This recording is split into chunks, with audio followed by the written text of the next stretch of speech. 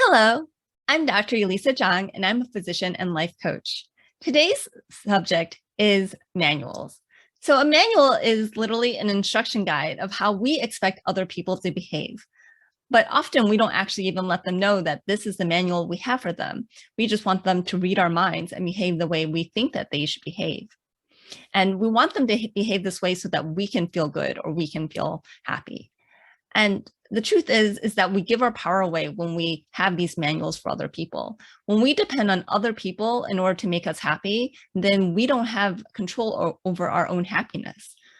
We're actually much better off if we can just drop the manuals and let people be who they are and love them for who they are. And we make ourselves happy by the actions and choices that we make for ourselves. The reason for this is that, of course, everyone has choice in what they do or don't do.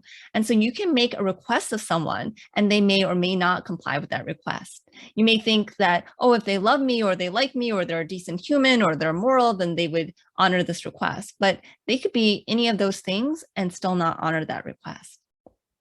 So we often have manuals or larger manuals for the people that are closest to us. And this can really cause rifts in relationships. We often have a manual for our spouse.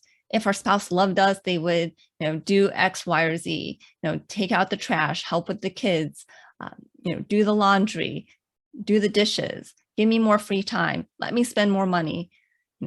If he loved me, then ...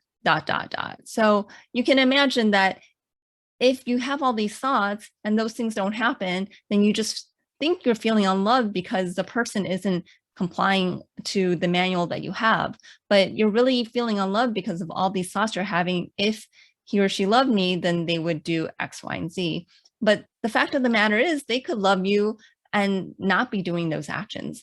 Especially if you haven't told them that that's what you would like, then they may not even realize that that is the expectation. So I was talking to someone the other day, and she was saying how her boss's mother just passed away, and she wasn't sure what the proper etiquette was, but she did go to the viewing, and she brought a gift to the viewing. But apparently a lot of the other people in the office did not go to the viewing or send flowers or a gift. And so the boss was actually really mad.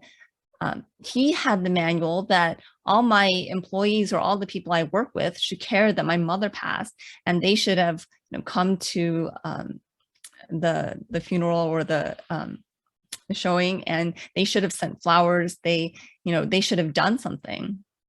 And because they didn't do any of those things, he was upset and mad. But did he tell the office that that's what his expectations were?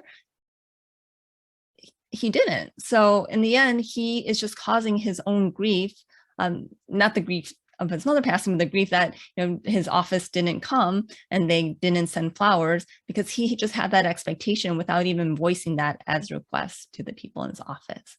So you can see by how having manuals can really cause negative impact on your own life. So if you do have something that you want someone else to do, you can make the request, and they may or may not answer to that request.